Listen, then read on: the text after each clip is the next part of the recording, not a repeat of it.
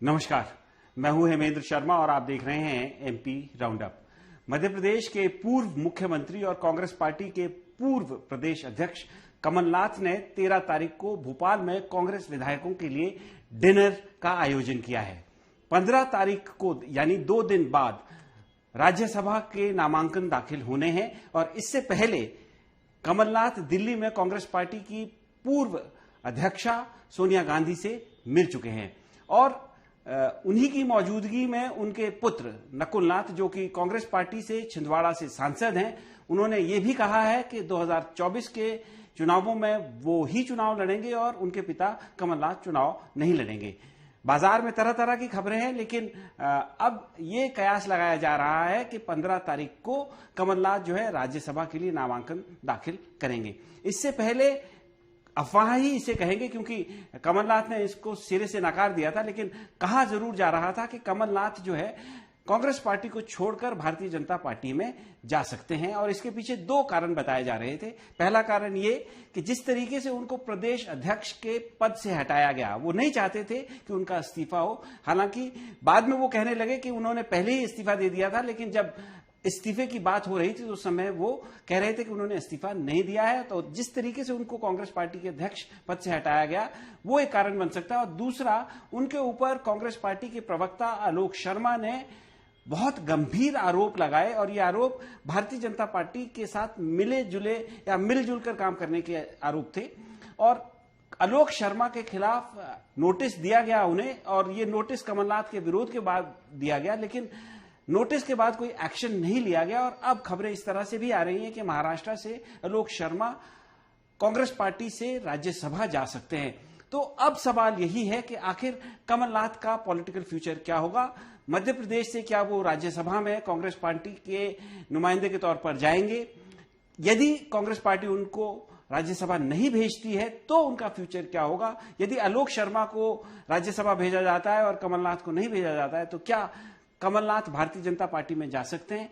और भारतीय जनता पार्टी जो पिछले कई सालों से कमलनाथ के ऊपर 1984 के दंगों में शामिल होने का आरोप लगातार लगाती रही है, क्या वो कमलनाथ को अपने पार्टी में ले सकती है, अपने दल में ले सकती है? इन तमाम सवालों पर बात करने के लिए हमारे साथ मौजूद हैं senior journalist mister Arun Dikshit. Sir, बहुत बहुत स्वागत है आपका। धन्यवाद।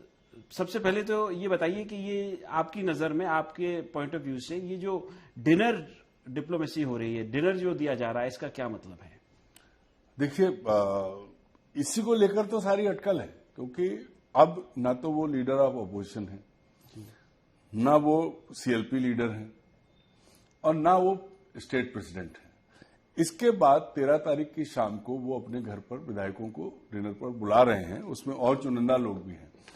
उसी वजह से सारी अटकलें लग रही हैं। लेकिन एक चीज पक्की है कि कांग्रेस में कुछ ठीक नहीं है, सब कुछ ठीक नहीं है और कमलनाथ जो कुछ कर रहे हैं वो कमलनाथ अपने बचाव के लिए, खुद की इज्जत बचाए रखने के लिए, और जो उनकी इतनी लंबी पारी है 1980 से लेके अब तक करीब 43-44 इयर्स हो गए, 44 साल से जो वो कर रहे थे, और आखिर में आके जिस तरह उन्हें नीचा दिखाया गया है उससे वो खुश तो नहीं है। अगला सवाल मेरा इसी से जुड़ा हुआ है सर, कि जिस तरीके से उनको कांग्रेस पार्टी के प्रदेश अध्यक्ष पद से हटाया गया, उनका ना चाहते हुए भी वो हटाए गए, और जिस तरीके से हटाया गया, जिस तरीके से अनाउंसमेंट उनके सक्सेसर का किया गया, क्या उसको देखते हुए आपको लगता है कि उनके लिए राज्यसभा की सीट कांग्रेस पार्टी देगी? देखिए, कांग्रेस की जो 2 विचारधाराएं एक साथ चलती हैं, एक तरफ यूथ वाले हैं और दूसरी तरफ बुजुर्ग लोग हैं, तो अंदर भी बहुत कॉन्फ्लिक्ट है। यूथ विचारधारा जो है, युवा विचारधारा जिसका प्रतिनिधित्व राहुल गांधी करते हैं, उन्होंने एक झटके में कमलनाथ के दुबई से वापस आने का इंतजार किए बिना उनको पार्टी से अध्यक्ष पद से हटा के जीतू पटवारी को बना दिया, और जीतू पटवारी ने बिना उनके आने का इंतजार किए, मतलब चार्ज किससे लिया आपने? पूरी ताकत से आए, जैसे खुद चुनाव हारे थे और पूरी ताकत लगा के इंदौर से भोपाल आकर के, और उन्होंने एकदम खुद को स्थापित कर लिया। तो और दूसरा ग्रुप वो है जिसने बाद में सफाई दी। तो आज भी गांधी परिवार कमलनाथ को एकदम इग्नोर नहीं कर सकता है। आंतरिक परिस्थितियां ऐसी हैं कि राहुल गांधी कुछ भी कर लें, चाहे वो अशोक गहलोत, पुराने लोग हैं ये लोग, तो कमलनाथ के साथ जो खेल रहे हैं, क्योंकि राहुल अपनी मर्जी चला रहे हैं, भले ही वो किसी पद पर नहीं है, लेकिन बिना उनकी मर्जी के एक कदम अच्छा सर, नहीं उठता है। मैं वही कह रहा हूं कि आज की स्थिति ये है कि सोनिया गांधी से परसों मिले थे वो जी, और उनको भी मालूम है, कमलनाथ को भी मालूम है, सोनिया गांधी को भी मालूम है कि कमलनाथ राजनीति के बिना अभी नहीं रह सकते, और कमलनाथ के लिए दूसरी तरफ भी दरवाजे खुले हुए हैं। भले ही वो सिख दंगों को लेकर के बीजेपी कुछ भी कहती रहे, लेकिन अगर कल को कोई बाया मीडिया, तो आप भी जानते हैं और हम भी जानते हैं बीच में कौन है, तो बीजेपी खुलकर दौड़ के गले लगाएगी कमलनाथ को, इसमें कोई शक नहीं है। अच्छा सर, जैसे कमलनाथ जो हैं, मतलब जिस तरीके से मध्य प्रदेश का चुनाव जब कांग्रेस पार्टी यहां पर हारी, उसके बाद जिस तरीके से उनको प्रदेश पद के अध्यक्ष पद से आप कह रहे हैं राहुल गांधी ने हटाया, उसके बाद एक और सीक्वेंस ऑफ इवेंट्स है, एक और कड़ी है, उसमें वो है आलोक शर्मा जो कांग्रेस पार्टी के प्रवक्ता हैं। उन्होंने बहुत गंभीर आरोप कमलनाथ के ऊपर लगाया कि वो भारतीय जनता पार्टी से मिले हुए थे, इस वजह से संभवतः कांग्रेस पार्टी यहां पर सत्ता में वापसी नहीं कर पाई मध्य प्रदेश में। अब कमलनाथ के विरोध के बाद आलोक शर्मा को नोटिस दिया गया, 2 दिन का समय दिया गया था, लेकिन वो 2 दिन के कई दिन हो गए, 20 दिन हो गए, कोई एक्शन उनके खिलाफ नहीं लिया गया। और अब जो है इस तरह की खबरें मार्केट में चल रही है, छप भी रही है, लोग कह भी रहे हैं कि आलोक शर्मा जो है महाराष्ट्र से कांग्रेस पार्टी के राज्यसभा में उम्मीदवार हो सकते हैं, रघुराम राजन जो पूर्व आरबीआई गवर्नर थे उनके साथ। तो आप क्या मानते हैं, अगर आलोक शर्मा राज्यसभा चले गए और कमलनाथ को मध्य प्रदेश से राज्यसभा नहीं भेजा, तो कमलनाथ के पास क्या विकल्प बचेगा? मैं वही कह रहा था कि लगातार 2 ध्रुव बने हुए हैं। आलोक शर्मा ने जो कुछ कहा था वो मैंने पूरे उनके वीडियो सुने थे, और वो बातें थी कि भाई उन्होंने पैसे नहीं दिए और वो उस तरह की चीजें नहीं की, तो उसमें सच्चाई भी थी आपके हिसाब से? नहीं, उसका खंडन कमलनाथ ने नहीं किया है, उसका खंडन कांग्रेस में किसी ने नहीं किया है। आलोक शर्मा को नोटिस दिया, लेकिन किसी ने भी, वो भंवर जितेंद्र सिंह ने भी ये बात, जो आरोप लगे उस पर कोई आज तक नहीं बोला है, ना खड़गे बोले, ना कोई नहीं बोला है, और ना ही आलोक शर्मा पे कोई एक्शन लिया गया। आलोक शर्मा पर कोई एक्शन नहीं लिया गया, और आप जो कह रहे हैं उसके हिसाब से तो उन्हें पुरस्कृत किया जा रहा है, उनको इनाम दिया जा रहा है। ऐसे में सोनिया गांधी अगर कमलनाथ को भी राज्यसभा ले जाती हैं, या वो तैयारी करती हैं कि भाई बैलेंस बना रहे और कमलनाथ पार्टी ना छोड़े, क्योंकि उसके बाद फिर कमलनाथ करेंगे क्या? कमलनाथ के पास विधानसभा में सदस्य रह के अपना अगला 5 साल राजनीति करना, ये तो संभव नहीं है। तो मुझे लगता है कि फिर वो फ्री है, कुछ भी करेंगे। और ये जो 2013 फरवरी को जो उन्होंने डिनर का आयोजन किया है, तो उसका वो है एक संकेत है, क्योंकि 8 तारीख से नॉमिनेशन का काम शुरू हो चुका है, 15 तक नॉमिनेशन होंगे, 17 तक को उनका नाम वापसी, वो स्क्रूटनी होगी, और 20 को नाम वापसी। तो 20 तक आज 1 हफ्ते का समय है, और मध्य प्रदेश कांग्रेस कमेटी या कांग्रेस में अभी तक आज दोपहर तक की जानकारी में कोई तैयारी, कोई गतिविधि शुरू नहीं हुई है राज्यसभा चुनाव को लेकर, क्योंकि वो दिल्ली का इंतजार कर रहे हैं। कमलनाथ जी की मुलाकात के बाद ये माना जाने लगा है कि कमलनाथ जी को भेजा जाएगा।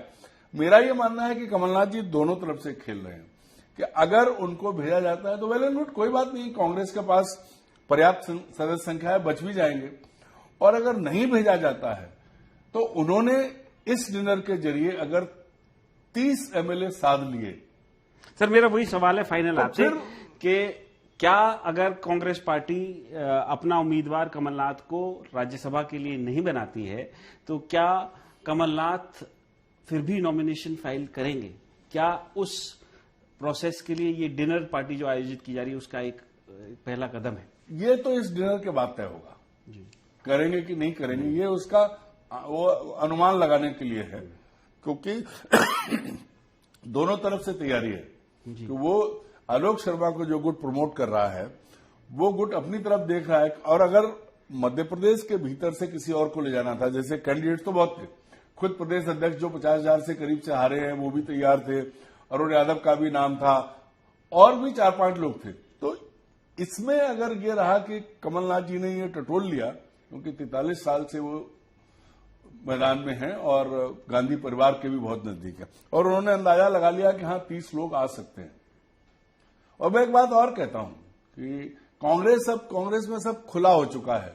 जब चलती सरकार समर्थन मूल्य के चलते गिर गई तो एक राज्यसभा सीट के लिए कुछ भी हो सकता है और कुछ भी हो जाए, कमलनाथ जी का थैला खाली नहीं है। अच्छा सर, दो पहलू हैं इसके और मैं इसमें फिर कंक्लूड करूंगा। दोनों ही पहलू से हमें बताइए कि यदि कांग्रेस पार्टी कमलनाथ को राज्यसभा में अपना नॉमिनी बनाती है तो उस परिस्थिति में कांग्रेस की राजनीति का मध्य प्रदेश में क्या भविष्य देखते हैं? अभी उनके नेतृत्व में चुनाव हारी है कांग्रेस पार्टी और बहुत बुरी हार हुई है, जबकि बदले का चुनाव था। 2018 में चोरी गई थी सरकार, डिफेक्शन से उनकी सरकार को तोड़ा गया था।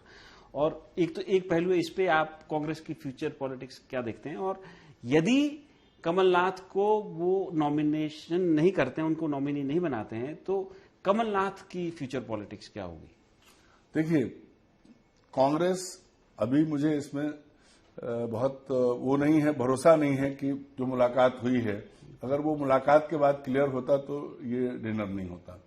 तो कमलनाथ जी अपनी तरफ से कोशिश कर रहे हैं और अगर जो दूसरा गुट जिसने कमलनाथ जी को हटाया और वो पावरफुल हो गया, प्रिवेल कर गया, तो कमलनाथ जी को फिर राज्यसभा का टिकट नहीं दिया जाएगा या उनके लिए दिल्ली का रास्ता नहीं खुलेगा।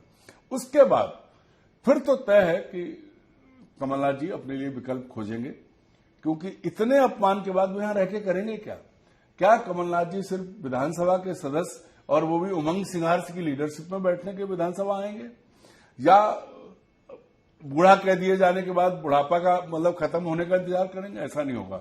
उनमें अभी भी बहुत पॉलिटिक्स बाकी है, जैसा उनका दावा है, और वो कुछ ना कुछ करेंगे जरूर। और ये भी समझ लीजिए आप कि दूसरी तरफ से ये जो लगातार ये कहा जा रहा है कि बीजेपी के प्रेसिडेंट ने कहा है कि हम 5 कैंडिडेट लड़ाएंगे, तो ये देखना होगा कि वो 5वां कैंडिडेट उनका है कौन। कमलनाथ भी हो सकते हैं, कुछ भी हो सकता है। राजनीति में कुछ भी हो सकता है। कमलनाथ के सांसद पुत्र पहले ही कह चुके हैं कि लोकसभा का चुनाव छिंदवाड़ा से वो लड़ेंगे। कांग्रेस पार्टी यदि कमलनाथ को राज्यसभा का उम्मीदवार नहीं बनाती है तो कमलनाथ, ऐसा बताया जा रहा है कि अपने लिए राजनीतिक विकल्प ढूंढेंगे और ये जो डिनर उन्होंने आयोजित किया है 13 तारीख को भोपाल में, वो उसी दिशा में हो सकता है, संभवतः उनका ये कदम हो। एमपी राउंडअप में आज सिर्फ इतना ही। कल फिर मुलाकात होगी, तब तक के लिए थैंक यू, गुड बाय।